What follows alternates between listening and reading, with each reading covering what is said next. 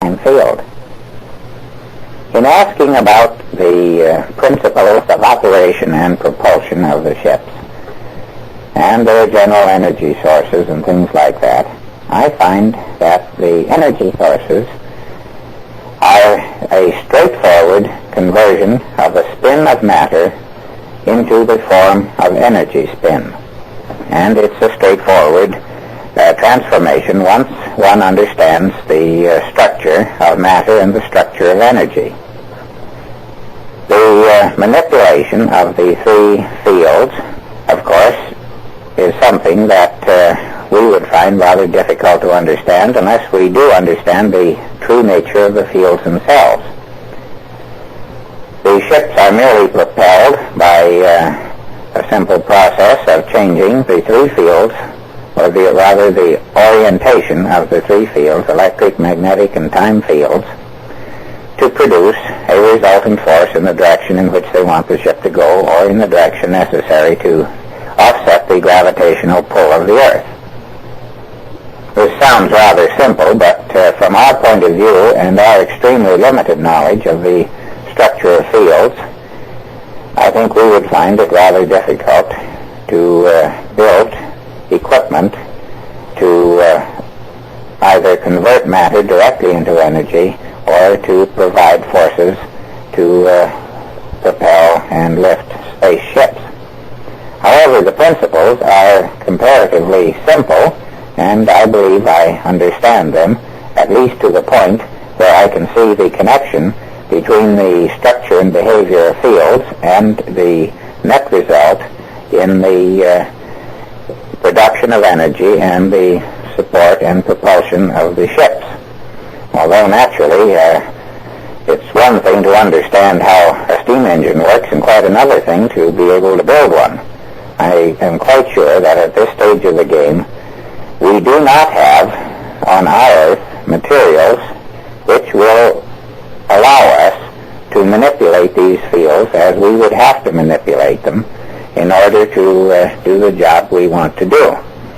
Now, whether or not these materials exist on the Earth or whether we can make them, as a matter of fact, inquiring from some of the space people, I am informed that they do make them. They make them out of practically any kind of material that is available. It's a rather complicated process, but the materials themselves are very necessary for space travel. I am informed that there are certain materials which are found on other planets and may be found on Earth down close to the core of the Earth, much below any of our deepest mining operations, which are naturally possible of the necessary polarization to produce forces in opposition to gravity. However, through one contact with the space people, I am informed that this material can be made, that is, a material capable of polarization can be made from practically any of our ordinary everyday materials, which is what they do. That's how they get their material, which they polarize. Our ideas, incidentally, regarding the structure of atoms are quite erroneous. We visualize an atom as being a little hard core of some kind with a cloud of electrons in a rather random set of orbits flying rapidly around this core. As a matter of fact, atoms are not at all built that way. If one were to look for the core of an atom, I doubt very much if one would find it.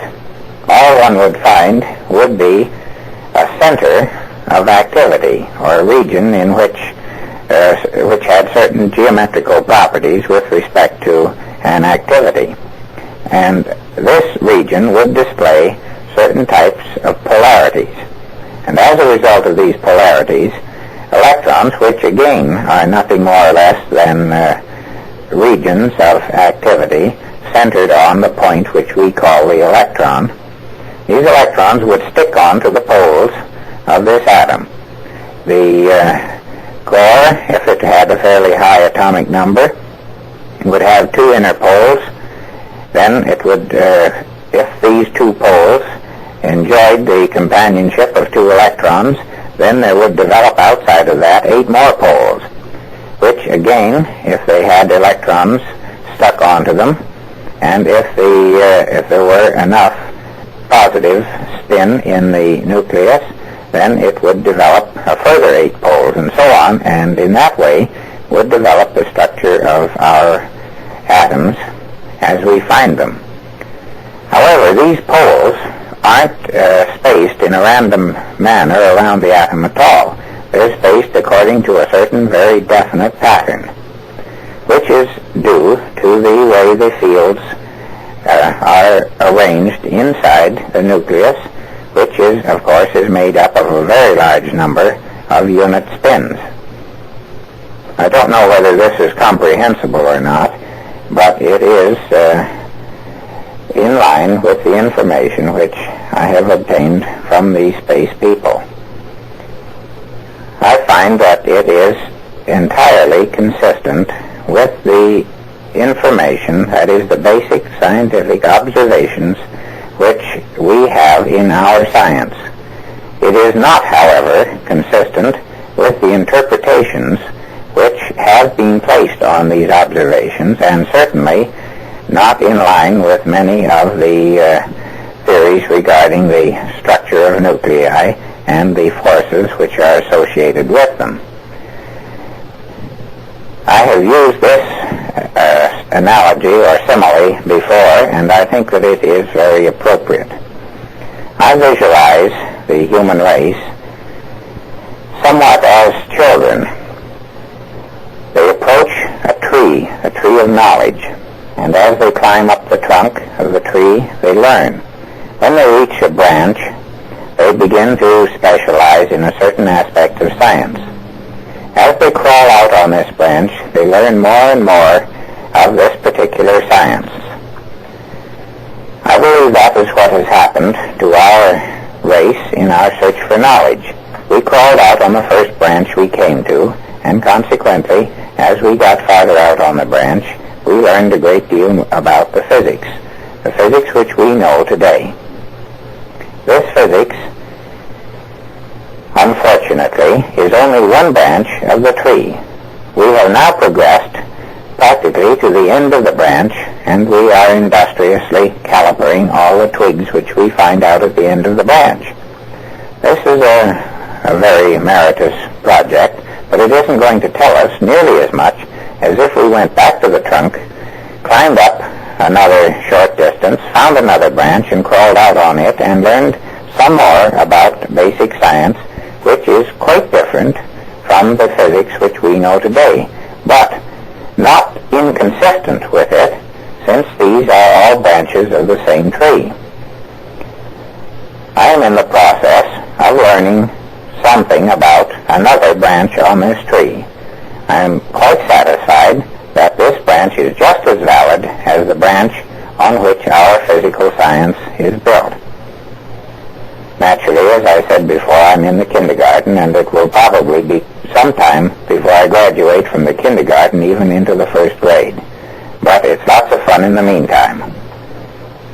I hope this little chat will possibly bring to you my position with respect to the space people and my relationship with the official Canadian project Magnet. I have not passed much of this information concerning the contacts with the space people to the official government people, because they definitely did not seem to be interested in receiving this information, and there seemed to be a great deal of doubt in their mind whether or not the information itself was authentic. Consequently, I am proceeding entirely on my own, and with the help of a few friends here who are willing to study this new physics. I believe we will be able to lay the foundation, at least, for something really worthwhile. Thank you.